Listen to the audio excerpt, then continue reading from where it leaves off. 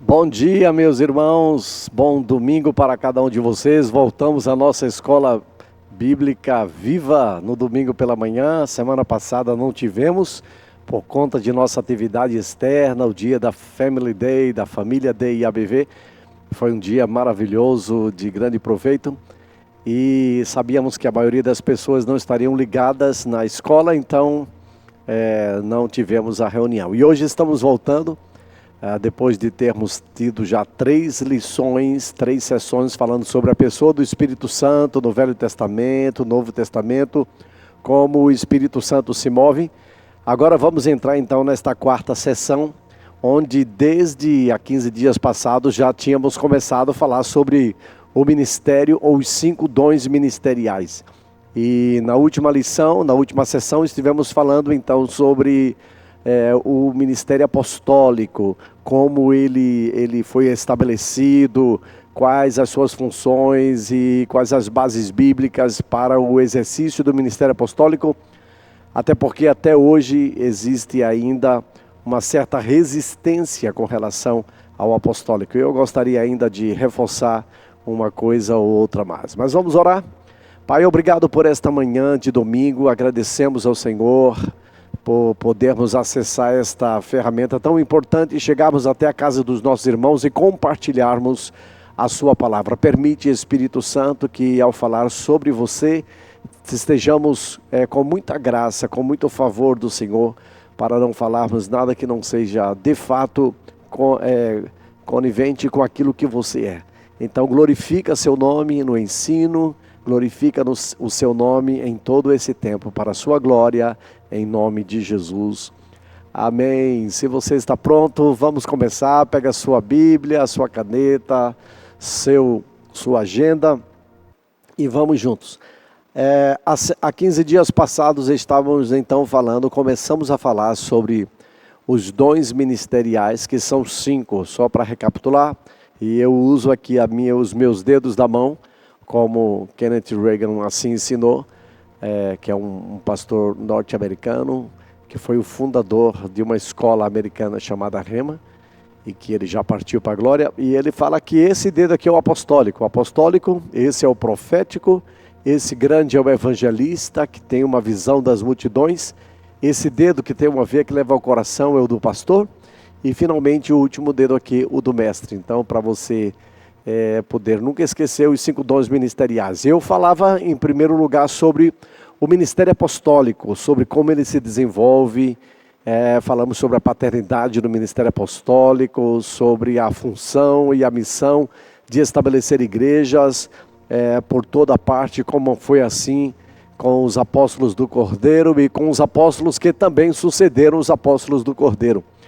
Essa tem sido, na verdade, uma batalha teológica ao longo dos anos, porque existem muitas pessoas que até têm o chamado apostólico, que nem reconhecem esse chamado apostólico e que lutam contra isso. Eu falei até que meu nome foi citado num livro no passado, quando se falava sobre o Conselho Apostólico Brasileiro, citando os apóstolos que tenham sido estabelecidos, primeiro lugar no Brasil. E quem sempre começa, sempre termina recebendo as pedradas. Isso foi desde o início. Os profetas nunca eram bem-vindos, nem mesmo na sua própria casa. Mas esse texto aqui, estes textos das Escrituras são inconfundíveis, porque alguns ficam defendendo que só existiu os 12 apóstolos do Cordeiro. De fato, nenhum apóstolo que veio pós estes 12 poderiam ser comparados a ele, porque foram apóstolos de Jesus, foram os apóstolos do Cordeiro, que caminharam com Jesus, que viram Jesus, que escreveram a respeito de Jesus, que testemunharam de todas as coisas que Jesus fez e realizou e falou. Então, eles foram testemunhas oculares de tudo que aconteceu. Então, todos os apóstolos que surgiram depois, de um certo modo, não podem ser comparados com estes chamados apóstolos do Cordeiro, que têm, inclusive, acredito, lugares especiais diante do Cordeiro no estabelecimento do seu reino. Todavia, a gente vai encontrar que nas Escrituras há vários textos da Bíblia que ratificam, que confirmam que o ministério apostólico não ficou apenas nos 12 apóstolos do Cordeiro. Que o ministério apostólico é um ministério extremamente importante nos dias posteriores ao final dos apóstolos do Cordeiro, como também até os nossos dias. E a gente pode perceber em alguns textos bíblicos, porque você vai encontrar Lucas capítulo 6, verso 6, que menciona que Jesus passou a noite orando e ao amanhecer, dos 70 ele chamou 12, e a quem chamou de apóstolos. Essa é a primeira referência do Evangelho de Lucas sobre o ministério apostólico. Depois, passados os 12 apóstolos, a gente vai perceber que existiram outros personagens bíblicos que também foram chamados de apóstolos.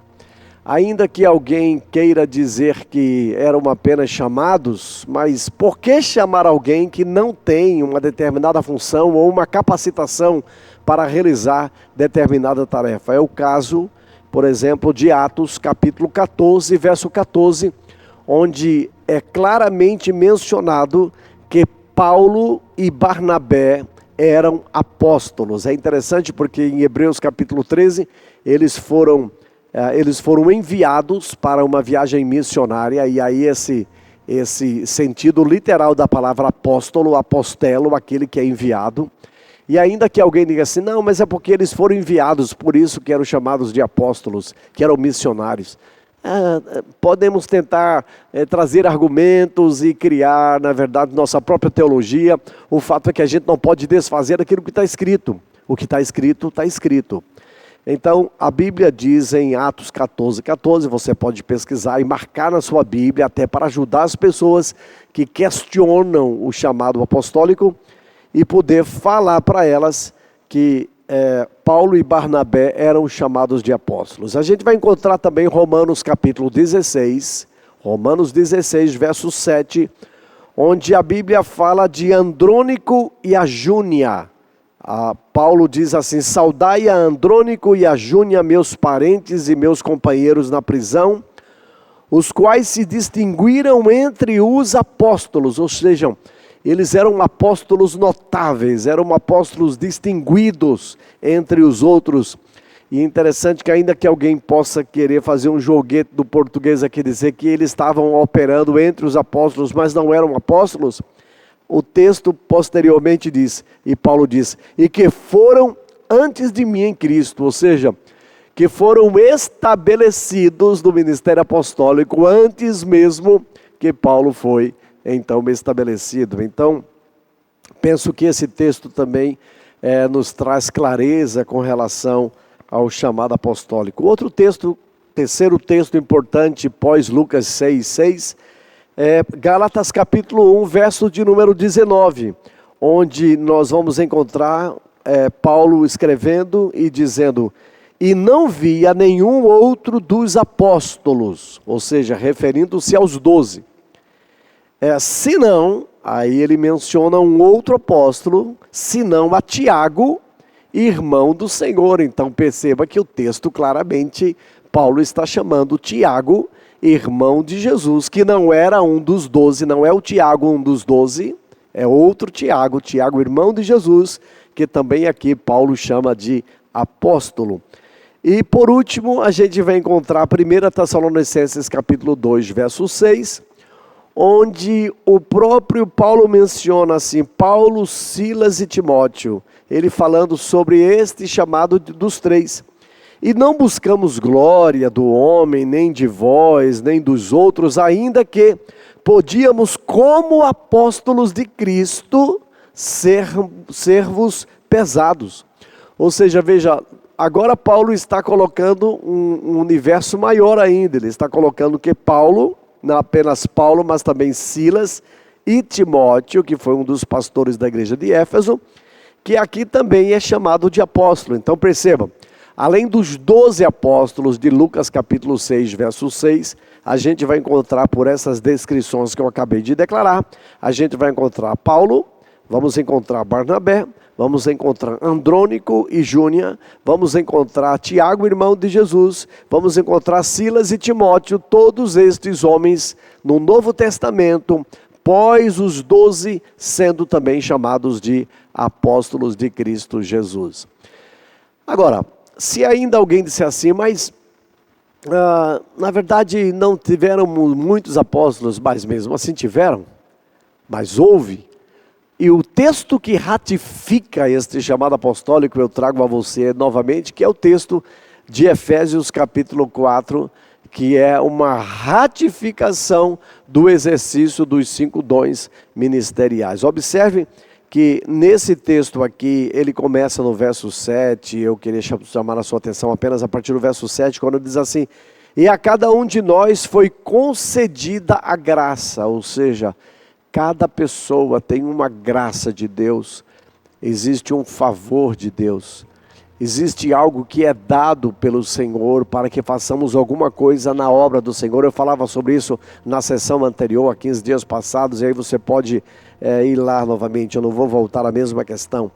E a cada um foi nos concedida a graça conforme a medida repartida por Cristo, ou seja, Jesus repartiu uma graça, Jesus repartiu uma medida, Jesus repartiu um favor para cada um de nós. E nós temos o privilégio de poder servir ao Senhor. E jamais iríamos servir se não tivéssemos uma capacitação, se não tivéssemos um chamado dado por Ele. E aí ele menciona que Ele, quando Ele subiu em triunfo às alturas, levou cativo muitos cativeiros e deu dons aos homens. Isso está falando pós a sua morte, pós a sua ressurreição. Ele deu dons aos homens. E aí o texto é claro quando diz no verso de número 11, e ele quem? Jesus, designou alguns, não foram todos, mas alguns para apóstolos, outros para profetas, outros para evangelistas, outros para pastores e mestres, com o fim de preparar os santos para a obra do ministério, para que o corpo de Cristo seja edificado. O pior é que os que mais defendem contra isso e que batem mais contra o apostólico são pessoas que mais estudam a Bíblia e que deveriam, na verdade, serem defensores daquilo que a própria palavra de Deus diz e que não pode ser negado. Então o ministério apostólico ele é legítimo, assim como o ministério profético, assim como o ministério do evangelista, assim como o ministério do mestre, e assim como o ministério do pastor, que é o mais difundido, e que muitas vezes ele é confundido até com o que se chama hoje em algumas denominações como sendo o conselho de uma igreja, que são os presbíteros, né? Que são líderes também, mas que na Bíblia, embora essa seja a palavra que mais aparece no Novo Testamento para designar a função pastoral, é uma palavra que também identifica o chamado pastoral. Então, eu não quero muito perder tempo com essa questão, porque eu não estou aqui nem para combater nada, nem para querer justificar e criticar quem quer que seja, porque eu estou aqui para ensinar o que está escrito nas Escrituras, mas senti necessidade de mais uma vez dar um retoque neste assunto, para que não haja dúvida com relação ao chamado apostólico. E eu não falo isso querendo defender meu próprio chamado ministerial, porque eu não preciso estar defendendo de algo que eu creio que Deus me entregou. Assim como Paulo também não era aceito, provavelmente pelos 12 havia resistência, tanto é que em todas as cartas paulinas ele começa dizendo, isso é uma marca do Paulo, apóstolo de Jesus Cristo, não segundo vontade de homens, mas segundo vontade de Deus.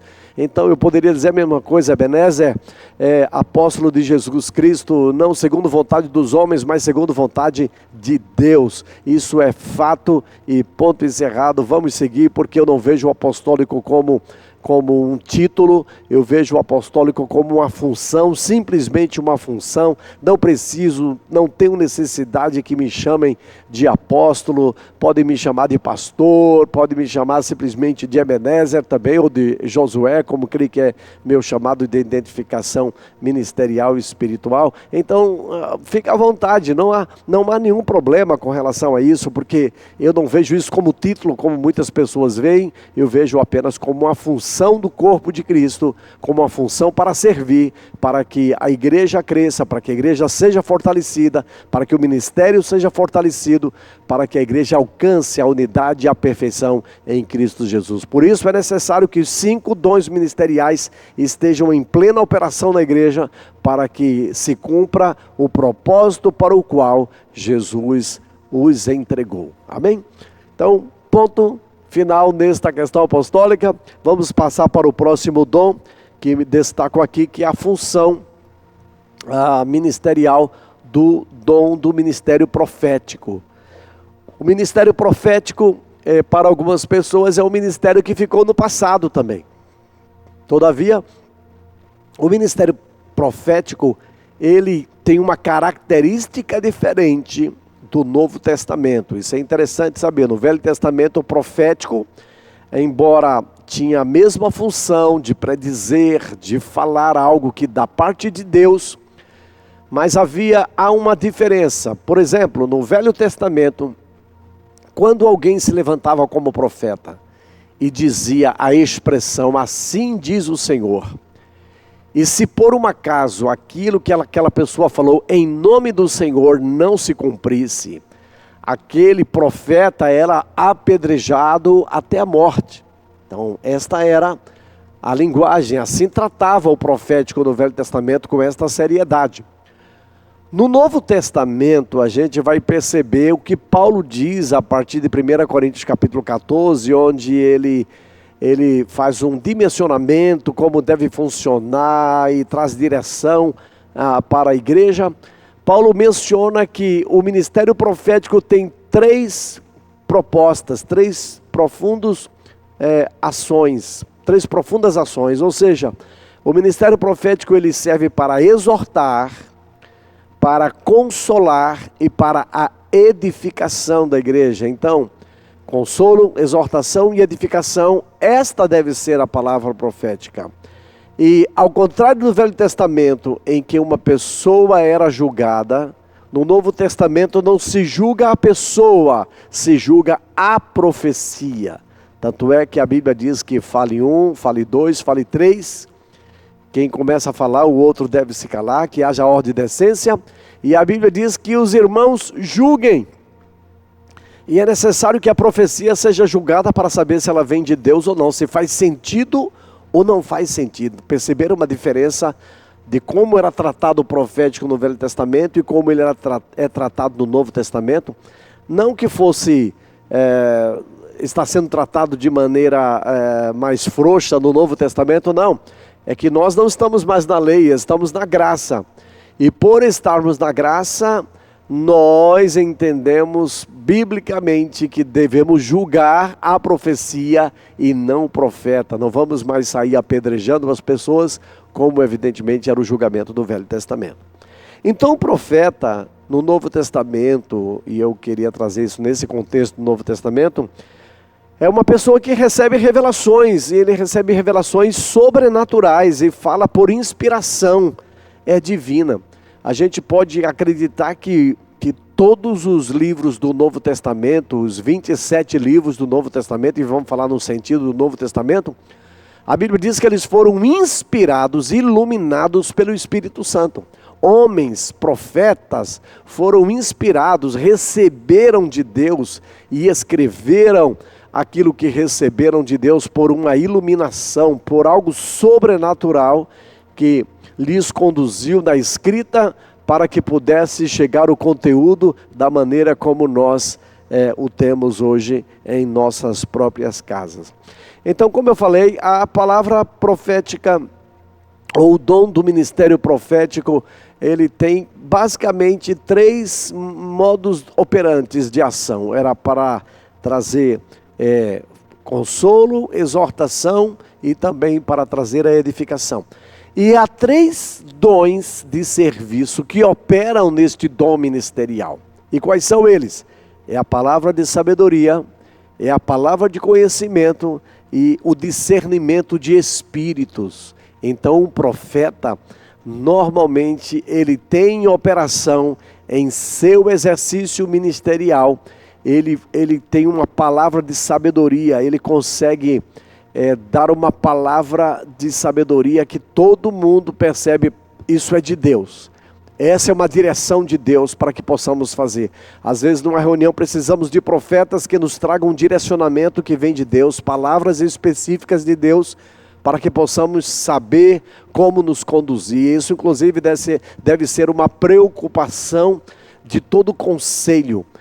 Termos profetas no meio do conselho que consigam ouvir a Deus com clareza, para que possam também nos ajudar a tomar decisões em sabedoria, para que não venhamos a cometer erros em nossos direcionamentos, aquilo que viermos a fazer. E é por isso que eu falava na sessão anterior, quando eu falava sobre o apostólico e o profético, que eu aprendi que o apostólico nunca deve caminhar sem um profeta, sem um profético, e o profético não deve caminhar sem um apostólico. São dois ministérios que precisam caminhar juntos, porque o apostólico é muito executivo, ele quer enviar, ele quer fazer, ele quer realizar, enquanto que o profético é aquele que ouve Deus, e ele vai saber discernir o tempo e a época em que deve fazer. E é por isso que o profético precisa ajudar o apostólico, para que o apostólico não possa tomar decisões precipitadas, ainda que sejam decisões assertivas, mas talvez não seja a hora de fazer. E é por isso que, assim como aquela tribo especificamente no Velho Testamento tinha o poder de discernir os tempos e as épocas em que o exército de Davi deveria ir para a guerra, assim também nós precisamos dos profetas em nossa geração para também nos ajudar, né, na condução de alguma situação, numa palavra de sabedoria, principalmente quando as Escrituras não nos traz absolutamente clareza, talvez com alguma coisa que tenhamos que consequentemente decidir. E claro que a profecia, a palavra de sabedoria, a palavra de conhecimento, estas coisas não podem estar desencontradas com aquilo que a Bíblia diz, porque a profecia máxima que nós temos hoje é as Escrituras. As Escrituras é a nossa única regra de fé e prática. Então significa dizer que qualquer palavra profética, seja ela palavra de sabedoria, palavra de conhecimento, precisa estar alinhada, está completamente em linha com aquilo que está dizendo nas Escrituras, amém? A Bíblia é a nossa única regra de fé e prática. Então, no dom do profeta, se revela, se manifesta estes outros 3 dons de serviço, que é a palavra de sabedoria, palavra de conhecimento e o discernimento de espírito. Eu posso dizer isso porque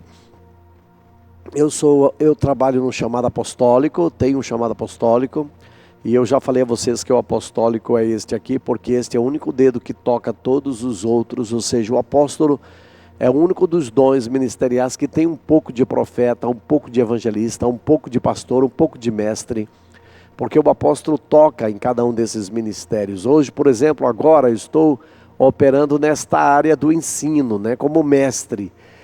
Embora reconheça que eu não sou, este não é o meu chamado principal. O meu chamado principal é apostólico, é presidir, é liderar, é exercer um papel de autoridade, é de abrir igrejas, é de enviar igrejas, de enviar líderes para abrir igrejas, né? Nós já abrimos igrejas na África, já abrimos igrejas nos interiores do estado, então e implantamos e fortalecemos e edificamos, estabelecemos fundamentos. Isso é de fato o chamado apostólico, assim como profético também, que são os 2 dons de fundamentos destacados na Bíblia, de acordo com Efésios capítulo de número 3 ou 2, se não me falha a memória.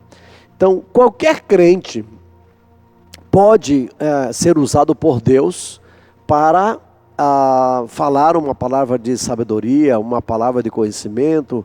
Qualquer crente também pode até dar uma palavra profética, porque necessariamente eu não preciso ser profeta para dar uma palavra profética. Qualquer pessoa pode ser levantada, Deus pode usar quem Ele quer. Os dons são do Espírito Santo, Ele dá a quem Ele quer e como quer. Então, qualquer pessoa pode ser usada em profecia, mas isso não significa dizer que a pessoa é profeta. Assim como todos podem pregar, mas nem todos são pastores. Vocês estão entendendo?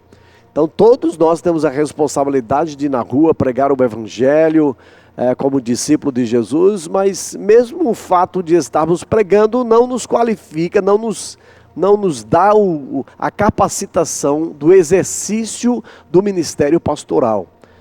Então isso significa dizer que qualquer pessoa pode profetizar. Paulo mesmo disse aqui, queria que todos vocês profetizassem, né? Então Paulo fala sobre isso, que todos podem profetizar, que todos podem exercer esta função. Quando a gente vai para 1 Coríntios 12, verso 28, parece que o ministério apostólico e profético tenham sido os primeiros ministérios a serem estabelecidos. A Bíblia diz assim, que o Senhor estabeleceu o apostólico, em primeiro lugar o apostólico, em segundo lugar o profético. Isso está escrito lá em 1 Coríntios 12, 28, você pode conferir o que está escrito. Agora, eu penso para mim que o fato de Paulo ter descrito dessa maneira, que em primeiro lugar está o apóstolo, segundo vem o profeta, depois vem o mestre, para mim não é uma hierarquia.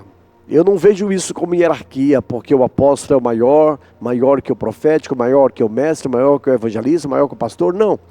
Eu presumo que o que Paulo quis dizer aqui é que o primeiro ministério estabelecido foi o apostólico.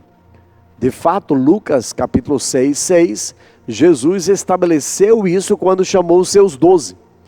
Então a gente não deve olhar aquilo como esse texto de 1 Coríntios 12, 28, como sendo uma hierarquia bíblica. Embora alguns possam considerar dessa maneira, e eu respeito quem considere assim, mas na minha maneira de pensar e de entender o que está escrito aqui, tem a ver muito mais com o tempo de estabelecimento e não com a autoridade desse estabelecimento.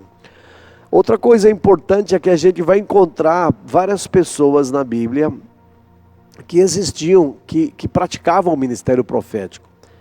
Por exemplo, Atos capítulo 15, verso de número 22, Judas e Silas, que eram profetas, a Bíblia deixa claro que eles eram profetas, encorajavam e fortaleceram os irmãos com muitas palavras. Veja que aqui estes dois homens, chamados Judas e Silas, e o texto diz que eram profetas, encorajaram e fortaleceram. Qual é a função do profético? É exortar, consolar e edificar. Então perceba que aqui está duas destas características desse chamado profético, que é encorajamento, que é exortação, e também o fortalecimento, né, que é o consolar, não é, que é o edificar. Então perceba que aquilo que foi designado para o ministério apostólico, ou profético, quero dizer, está claramente definido aqui na vida destes dois homens. A gente percebe também lá em Atos capítulo 15, verso 32, que a Bíblia ratifica esta mesma, isso que eu acabei de declarar. Quando a gente vai em Atos 11, 27 a 28, a Bíblia fala de um outro profeta chamado Ágabo. Eu não sei se você já leu nas suas devocionais a respeito desse profeta. A Bíblia diz assim, naqueles dias, Atos 11, 27 e 28, naqueles dias alguns profetas desceram de Jerusalém para Antioquia, e um deles, Ágabo, levantou-se e pelo Espírito predisse que uma grande fome sobreviria a todo mundo romano, o que aconteceu durante o reinado de Cláudio. Então veja que é um profeta que se levanta, que faz uma declaração a respeito de algo que vai acontecer no futuro e que de fato acontece. Note que Ágabo, ele recebe o quê? Uma palavra de conhecimento, é uma palavra de revelação do Senhor sobre algo que vai acontecer. Eu já contei a vocês da IABV Origem, e algumas das IABVs onde passei também, de uma experiência muito forte, positiva, que eu tive com um profeta lá do estado do Rio de Janeiro, do estado do Rio de Janeiro, em que eu estava numa conferência no Rio Grande do Sul. E este profeta foi muito assertivo quando ele pôs a mão sobre meus ombros e começou a falar coisas que só Deus sabia do que eu estava vivendo, do que eu estava passando, e foi tão real, porque ele me chamou pelo nome, e foi muito claro como que aquele homem saberia dessas coisas se não tivesse sido pelo Espírito do Senhor. Como ele tem uma certa proximidade com uma pessoa que sempre caminhou comigo aqui no Recife. Naquela mesma reunião, inclusive, eu perguntei àquele pastor se ele tinha falado algo para aquele profeta sobre mim. Ele disse: não, de maneira alguma, nunca falei nada a seu respeito com relação ao que o que ele falou foi puramente Deus falando com você. Então, o ministério profético não é uma coisa apenas do passado. O ministério profético também é para os nossos dias. Só que nós temos que tomar cuidado, porque quando a gente diz que todos podem profetizar, e isto é bíblico, a gente não pode esquecer também que a Bíblia diz que nós devemos julgar as profecias. Paulo fala isso lá em 1 Tessalonicenses capítulo 5, ele nos diz para não apagar o espírito, mas diz que nós devemos julgar a profecia. Então, cabe a nós julgar tudo aquilo que é dito a nosso respeito, o que é falado numa reunião pública até, para que de fato ela seja ratificada, confirmada pelo Espírito que está em nós, porque o mesmo Espírito está usando alguém para profetizar, esse mesmo Espírito está dentro de nós, e esse Espírito ele vai confirmar evidentemente tudo aquilo que vai sendo declarado pelos profetas, amém? Um outro texto que a gente pode usar também para falar do ministério profético no Novo Testamento é Atos capítulo 21, verso 10 e 11. Há outro exemplo aqui desta palavra de conhecimento operando, claramente naqueles dias. Diz o texto assim: depois de passar ali vários dias, desceu da Judeia um profeta chamado Ágabo, novamente o mesmo profeta inclusive mencionado, vindo ao nosso encontro, tomou o cinto de Paulo, amarrando as suas próprias mãos e pés, disse: assim diz o Senhor, assim diz o Espírito Santo, desta maneira os judeus amarrarão o dono deste cinto em Jerusalém e o entregarão aos gentios. Veja que esta profecia se cumpre quando Paulo vai para Jerusalém e ele consequentemente é preso. Embora os irmãos, diante da profecia, os irmãos estavam dizendo para Paulo: então não vá para Jerusalém. Só que necessariamente uma profecia não é para que a gente evite aquele caminho. Às vezes a profecia é somente para estarmos em paz, dirigidos por Deus sobre o que vai acontecer, até porque no Velho Testamento há uma profecia de Amós, a palavra profética de Amós, que diz que o Senhor não permitirá que nada aconteça sem primeiro revelar aos seus servos profetas. Se nós estivermos com os nossos ouvidos antenados, Deus vai falar, e eu tenho certeza que muitas vezes Deus já lhe deu sinal, Deus já lhe falou a respeito disso, daquilo, aquilo outro, do que você deveria fazer, do que você não deveria fazer, como você deveria se conduzir. Há o Espírito Santo dentro de nós, esse Espírito testifica com o nosso espírito, ele se entristece, ele nos dá amostras do que devemos, do que não devemos fazer, como devemos discernir as situações. Então todos nós temos o Espírito Santo, e esse Espírito Santo que está dentro de mim e também dentro de você, ele pode nos conduzir a toda a verdade, amém? Então é só um apanhado rápido sobre o ministério apostólico. Já falamos sobre o apostólico, quero dizer, e agora sobre o profético, e agora vamos entrar no ministério do mestre. O ministério do mestre, de acordo com a ordem listada em 1 Coríntios 12, 28, o mestre é o terceiro ministério a ser estabelecido. Primeiro o apostólico, o segundo o ministério profético e o terceiro o ministério do mestre. E eu particularmente amo os mestres, eu gosto de ouvir os mestres, eu gosto de ler livros que são escritos por mestres. Eu particularmente não gosto muito de livros, às vezes escritos por uma pessoa que não é mestre. Eu gosto de coisas novas, eu gosto de receber informações novas.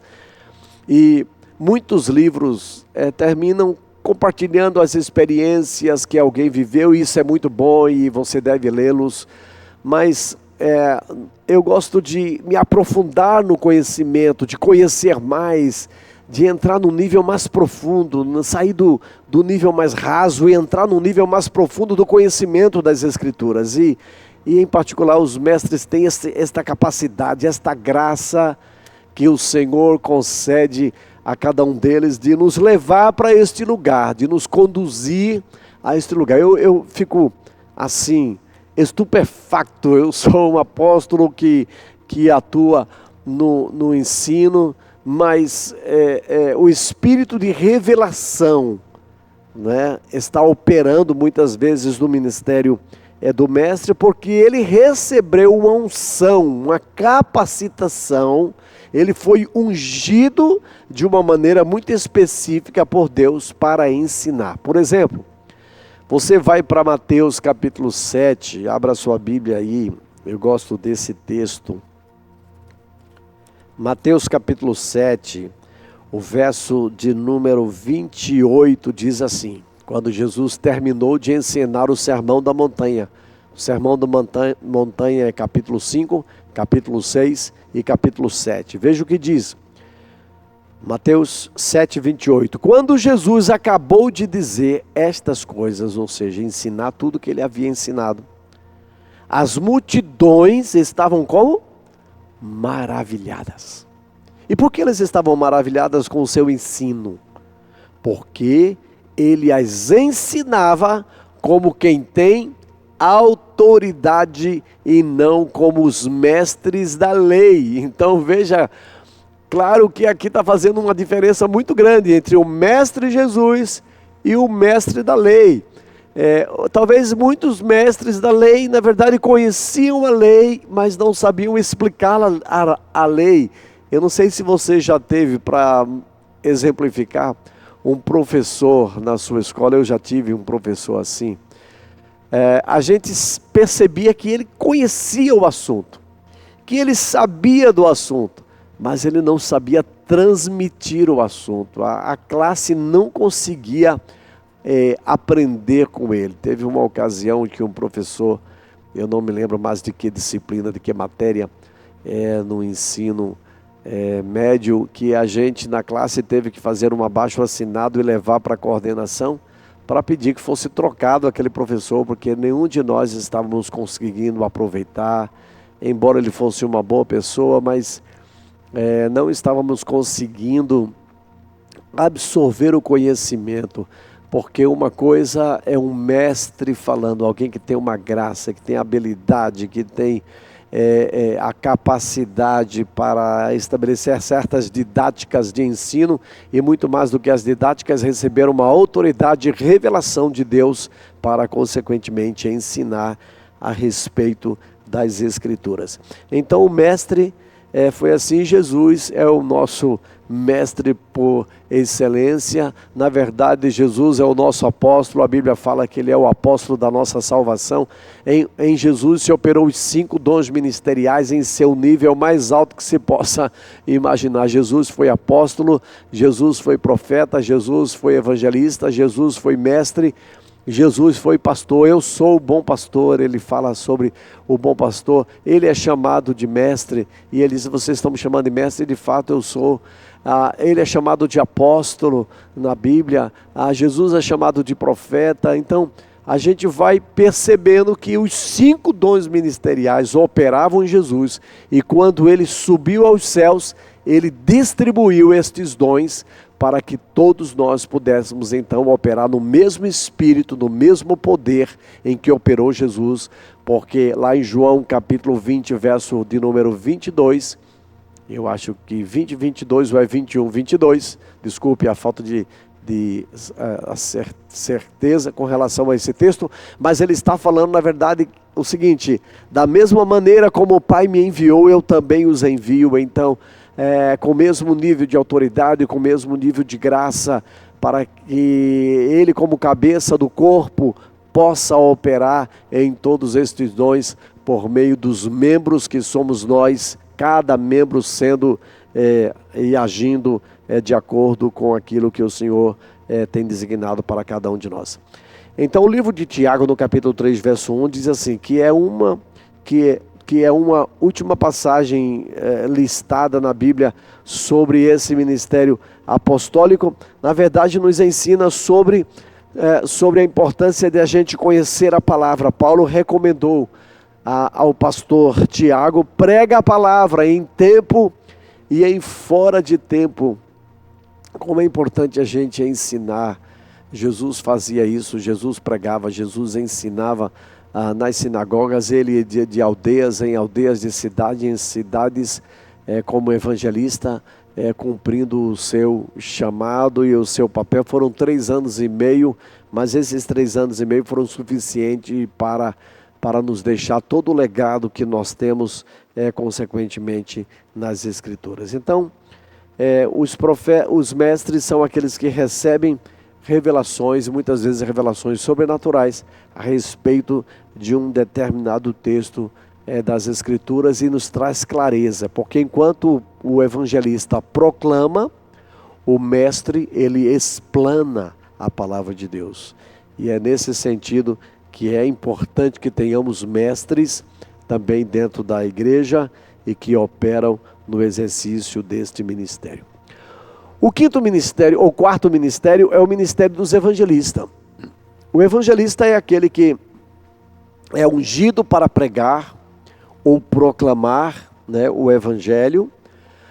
Suas mensagens têm por objetivo levar as pessoas ao arrependimento e à fé no Senhor Jesus. E é por isso que o evangelista é aquele que ganha multidões.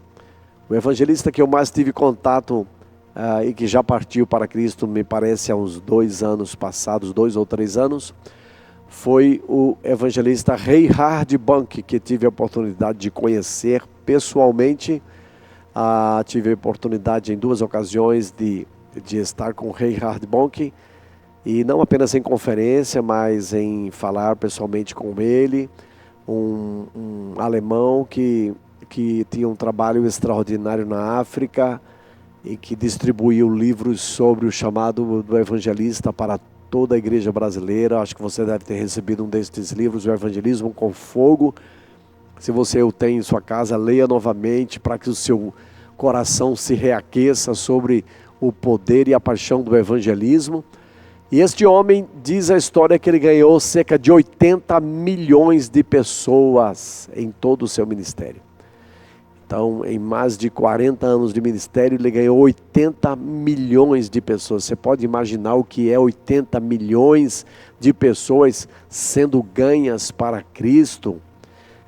São cidades e mais cidades e mais cidades sendo ganhas para Jesus. 80 milhões é a população cristã evangélica do Brasil hoje, cerca de 80 milhões. Então, imagine juntar todos os evangélicos discípulos de Jesus no Brasil, a quantidade de pessoas que Reinhard Bonnke ganhou na África. Diz que na Nigéria, numa só noite, de 3 noites de conferência, numa só noite, foi registrado cerca de 1.600.000 pessoas que entregaram suas vidas a Jesus numa só ocasião.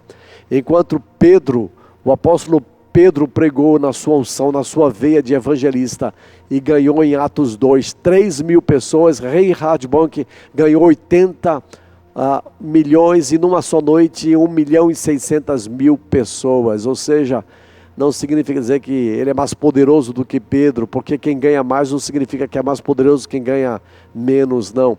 Mas é o nível de atuação, o nível de graça que é liberado. A uns Deus dá 5 talentos, a outro Deus dá 2 talentos, a um outro Deus dá 1 talento. O fato é que todos nós podemos e devemos atuar também com estas unções, ainda que não no exercício do ministério, mas com estas unções também no meio da igreja, porque elas estão na igreja. Então este ministério geralmente é acompanhado por milagres. Então é um dom onde há milagres.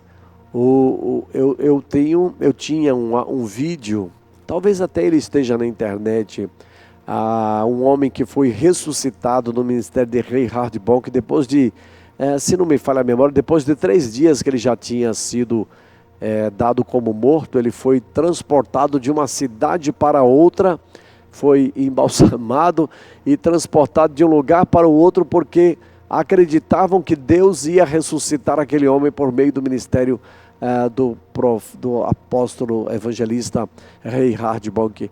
E enquanto ele estava pregando na igreja, lá embaixo numa sala, abaixo havia os intercessores que estavam orando, e aquele homem acordou 3 dias depois. Então o mesmo milagre que aconteceu com Lázaro, 4 dias de morto, um homem em nossa geração, depois de 3 dias também ressuscitou. Deus é poderoso para fazer isto ainda em nossos dias. Há um outro evangelista muito conhecido como Smith Wigglesworth, não sei quantos já ouviram, já leram a respeito dele. Ele era um profundo evangelista que ganhava milhões de pessoas para Cristo, e ele orava pelos enfermos e as pessoas ficavam extraordinariamente curadas, paralíticos andavam, cegos viam, e tantas coisas extraordinárias. Hoje existe muito charlatanismo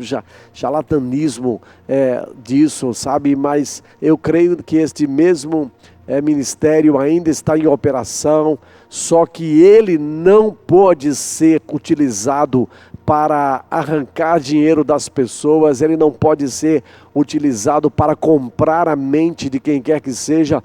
Ele tem que ser, na verdade, utilizado no amor de Deus. Não é para mostrar o quanto você é poderoso, mas mostrar o quanto Deus é poderoso e o quanto Ele opera por meio do amor. Quando Jesus fazia os milagres, a Bíblia é clara quando diz que o seu coração estava cheio de compaixão pelas pessoas.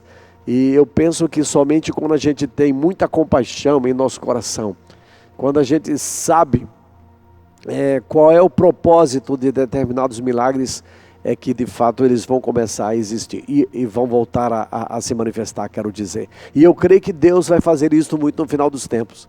Nós estamos vivendo um tempo que se aproxima, é o princípio das dores, que nos levará ao final dos tempos, como nós já ensinamos sobre isso em sessões passadas, como falamos sobre o final dos tempos e a vinda de Jesus.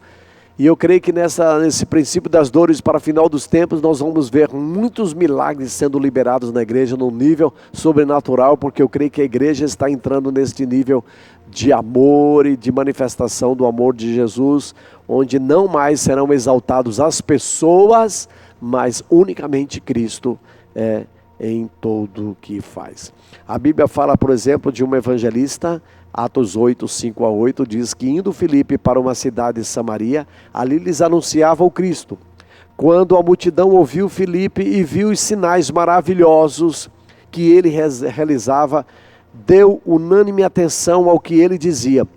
Os espíritos imundos saíam de muitos, dando gritos, e muitos paralíticos e mancos foram curados. Assim houve grande alegria naquela cidade. Então perceba que nesse texto aqui, este homem chamado Filipe, ele operou claramente no chamado ministério evangelístico, que era pregar e ganhar multidões e fazer milagres sobrenaturais, sinais maravilhosos, onde pessoas foram curadas e demônios foram expulsos. Então isso é típico de uma unção do chamado do evangelista. E por último, a última função dos 5 dons ministeriais é o pastoral.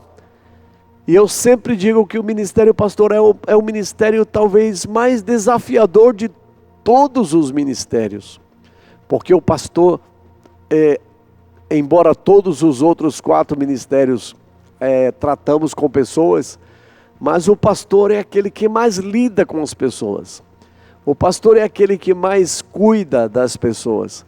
O pastor é aquele que mais tem atenção com relação às pessoas, porque é como de coração para coração. Lembra que eu falei que Reinhard Bonk fala sobre Kenneth Reagan, que fala sobre essa veia que liga o coração, e por isso esse aqui era o dedo que designava o pastor, Porque o pastor é aquele que age muito com o coração, que cuida, né? que apacenta, que vai buscar a que está perdida. Este é o bom pastor que Jesus fala da parábola do filho pródigo, ou também da ovelha perdida, o pastor que está sempre atento para acolher aquele que está perdido e trazê-lo de volta.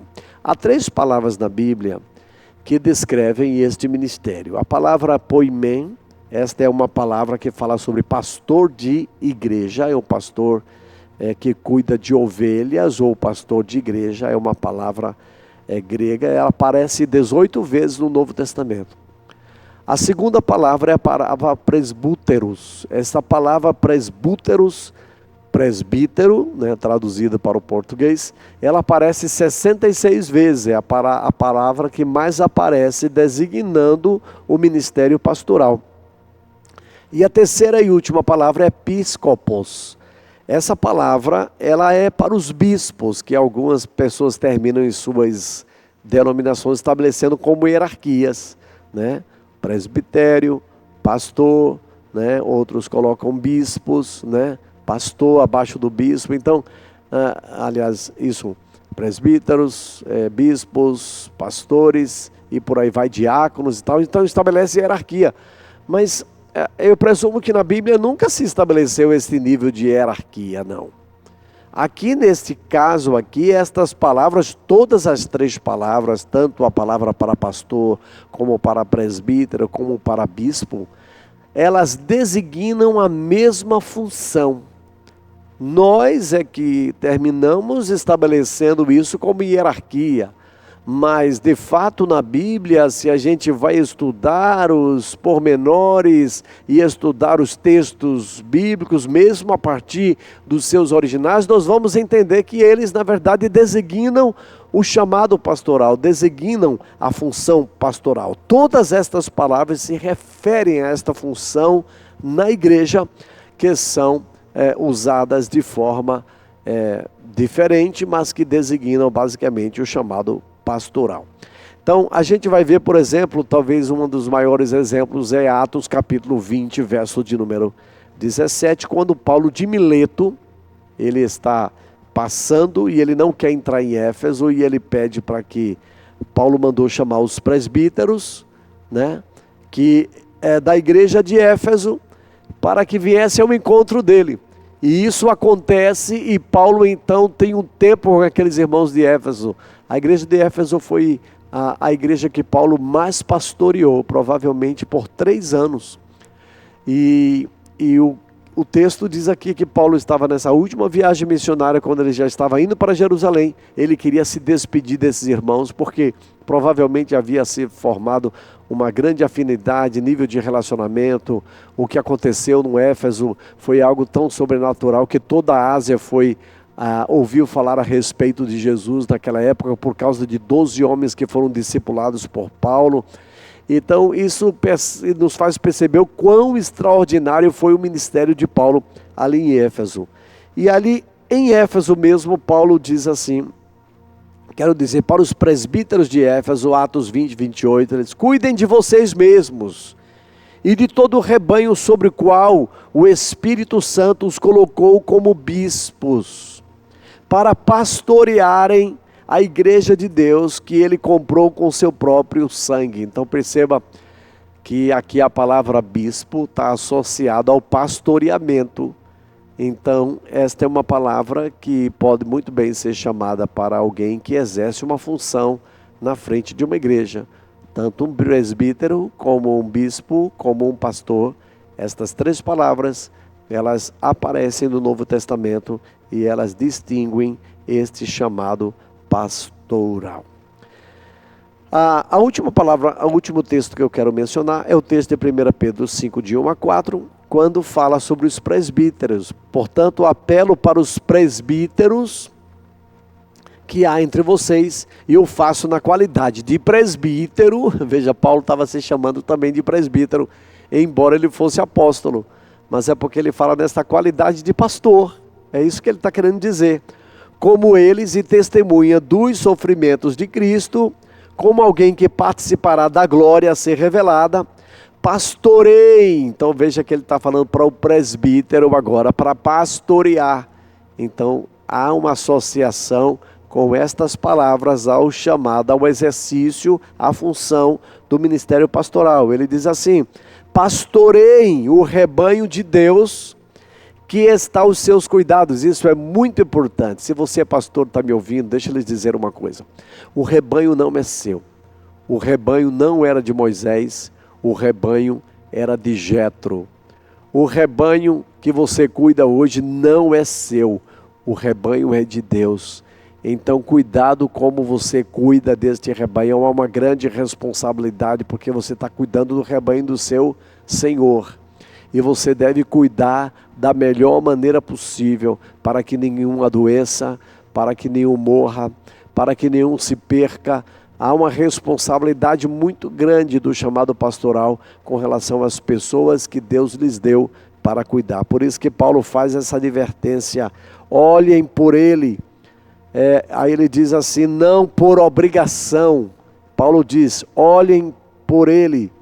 Aliás, orem por eles, né? Não por obrigação, mas de livre vontade, como Deus quer. Paulo fala para que a gente esteja atento a eles. Não apenas por obrigação do chamado, mas como Deus quer, com prazer, com alegria. E aí ele diz mais, isso é muito importante, não façam isso por ganância. O pastor não pode estar na frente de um ministério por causa do dinheiro, por causa daquilo que as pessoas podem lhe dar. E nós precisamos, como pastores, tomar muito cuidado com isso, porque nós não podemos privilegiar uma pessoa porque ela tem mais recursos. Infelizmente, existem pastores que, quando alguém de certa condição social chega na sua igreja, já dão um cargo a essa pessoa para que essa pessoa não vá embora. Infelizmente, Paulo está citando algumas situações que nós, como presbíteros, como pastores, não podemos fazer. Ele diz assim, não façam por ganância, mas com desejo de servir. A Bíblia fala sobre o serviço do pastoreio. Não hajam como dominadores. Isso é outra palavra extremamente importante. Vivemos numa geração onde líderes estão dominando a mente de pessoas. Eu conheço pastores que amaldiçoavam literalmente quem saía de suas congregações. Diziam, eu amaldiçoo você. Se você sair, eu vou te amaldiçoar, eu não te abençoo. Ou então, se eu não te abençoo, então você está saindo debaixo da sua própria bênção, não sou eu que estou te abençoando. Então, existem pastores que tentam usar de todo subterfúgio para prender as pessoas, para dominar as pessoas. E Paulo está falando, não hajam como dominadores dos que lhes foram confiados, mas como exemplos para o rebanho. Quando se manifestar o Supremo Pastor, vocês receberão a imperecível coroa da glória. Ou seja, se agirem com lesura, se agirem com fidelidade com relação ao chamado que Deus lhe concedeu, você vai ser participante, você vai receber uma recompensa. E ele diz que esta recompensa é imperecível, que é a coroa da glória. Que maravilha, irmãos!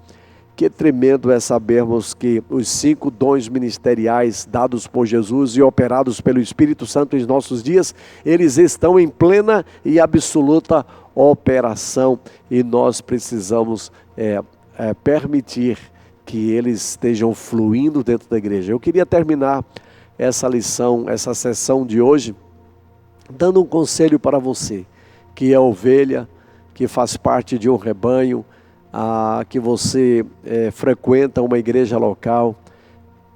Recomendo não fazendo isso em causa própria, mas cuidem dos seus pastores. A Bíblia diz que a gente deve orar pelos pastores, orar pelos nossos guias, que nós não sejamos pesados a ele. Isso é uma recomendação que Paulo faz, e eu queria terminar esta sessão ensinando ou falando, não ensinando, mas mencionando o que Paulo menciona com relação a esses pastores. Paulo diz assim algo muito interessante lá no capítulo 13 Eu estou dizendo Paulo porque sempre acredita-se que Paulo escreveu Hebreus, mas não se sabe o autor. O autor dos Hebreus diz assim no capítulo 13, verso 7, lembrem-se dos seus líderes, que transmitiram a palavra de Deus a vocês, ele está dizendo. Observem bem o resultado da vida que tiveram e imitem a sua fé. Está falando sobre lembrar-se dos líderes. Não se deixe levar pelos diversos ensinos estranhos. É bom que o nosso coração seja fortalecido pela graça e não por alimentos cerimoniais, os quais não têm valor para aqueles que o comem. Então Paulo fala sobre o cuidado que a gente deve ter com relação aos líderes. Cuida deles, sabe? Eu quero recomendar isso porque Paulo fala sobre isso. Lá no verso 17 ele diz mais: obedeçam aos seus líderes. Há uma outra tradução que fala de pastores. Obedeçam aos seus pastores. Submetam-se a ele, à autoridade deles. Eles cuidam de vocês como quem deve prestar contas. Veja a responsabilidade do pastor. Obedeçam-lhes para que o trabalho deles seja uma alegria e não um peso, pois isso não seria proveitoso para vocês. Então Paulo fala para você que é ovelha, você que tem pastor. Se você não tem pastor, procura uma igreja local, não fica sem pastor, porque Jesus, quando viu as multidões, ele viu que eram ovelhas aflitas e desamparadas, como quem não tem pastor. Quem não tem pastor está em aflição, está abandonado. É importante estar dentro de um rebanho. Então você está no rebanho, submeta-se a ele. Se você está tendo problema com este pastor, abra o coração. Você pode abrir o coração com ele. Eu sempre deixo essa via aberta, de fato, para que as pessoas falem comigo. Compartilhem o teu coração. Isso é muito importante. E não simplesmente criar entraves e situações dentro de uma organização, de uma instituição, onde pessoas estão sempre criando, sabe, a soberba, o orgulho, a vaidade. Por favor, não permita, torne o trabalho do ministério pastoral mais leve. Se submeta, obedeça, ajude, impulsione, sirva, oferte, dizime, seja fiel. E eu tenho certeza que Deus vai te usar como instrumento para abençoar esta igreja local onde você está. Receba estes ensinos finais e que Deus te ajude. No próximo domingo, se Deus permitir, a gente vai estar falando sobre o fruto do Espírito, que é o amor e suas evidências. E vamos estar ainda caminhando um pouco mais sobre essas ações do Espírito Santo no Novo Testamento. Que Deus te abençoe.